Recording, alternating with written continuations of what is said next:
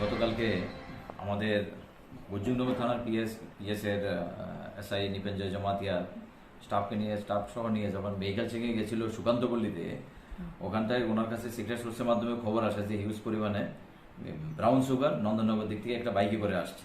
সঙ্গে সঙ্গে আমাদেরকে জানানো হয় এবং উনি তখন স্টাফদেরকে নিয়ে চলে যায় বৈজয়ন্তনগর বণিকচমনি বাজারে।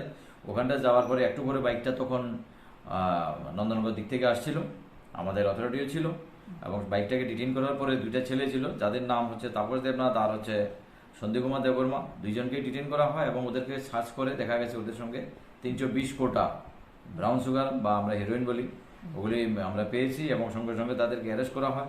তাদেরকে অ্যারেস্ট করতে এবং এই মালগুলি সিজ করার সময় এখানে উপস্থিত লোকজন আমাদেরকে যথেষ্ট হেল্পও করেছে। আমরা সঙ্গে সঙ্গে তাদেরকে গ্রেপ্তার করে পিএসে নিয়ে আসি।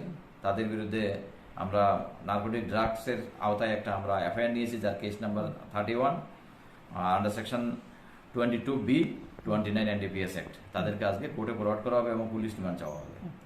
বয়স কত? ওদের বয়স, একজনের বয়স 34, একজনের বয়স 19। আর জিনিসগুলির মার্কেট ভ্যালু প্রায় 3 লাখ টাকার উপর হবে।